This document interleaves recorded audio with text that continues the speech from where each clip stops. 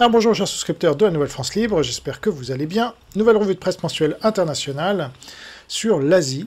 Que s'est-il passé sur ce continent qui tient la plupart des êtres humains sur Terre, hein, plus de 3 milliards, rien que l'Inde et la Chine déjà. Et là vous voyez le président de l'Inde, Narendra Modi, en train d'enlacer, d'embrasser, comme vous voulez, Poutine.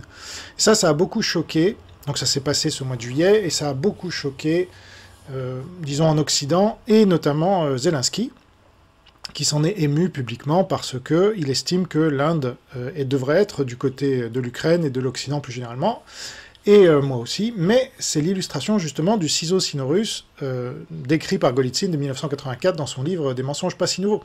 C'est-à-dire que d'un côté, l'URSS a noué des liens avec l'Inde très forts, et la Chine avec le Pakistan, ce qui fait que comme le Pakistan est l'ennemi intime de l'Inde, eh bien l'Inde a été maintenue dans dans le piège russe et russo-chinois par le biais de la Russie, et notamment de la vente d'armes, et les armes russes vendues à l'Inde dépendent en grande partie de la maintenance de la Russie. Je ne rentre pas dans le détail ici, mais enfin voilà, une des raisons pour lesquelles l'Inde n'a toujours pas fait la bascule du côté occidentale, et on voit même quelques troupes, alors pas beaucoup, mais suffisamment quand même, en Ukraine pour que ça se voit, et je vais d'ailleurs en parler dans cette revue de presse mensuelle internationale.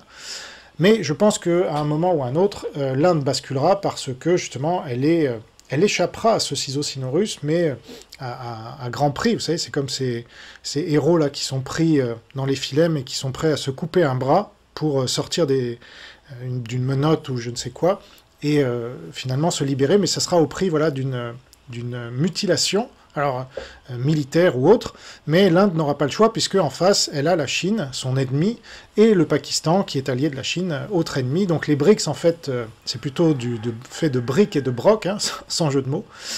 Et donc elle finira par basculer, mais assez tard. Donc on verra quand, j'espère le plus tôt possible, mais pour l'instant, l'Inde est du côté russo-chinois, hélas. Alors, on va voir aujourd'hui beaucoup de choses. Il s'est passé énormément de choses en juillet, en Asie, au Cambodge, en Corée du Nord et en Corée du Sud, en Inde donc, mais aussi en Indonésie, au Japon, au Laos, aux Philippines, à Taïwan, en Thaïlande et au Vietnam. Alors c'est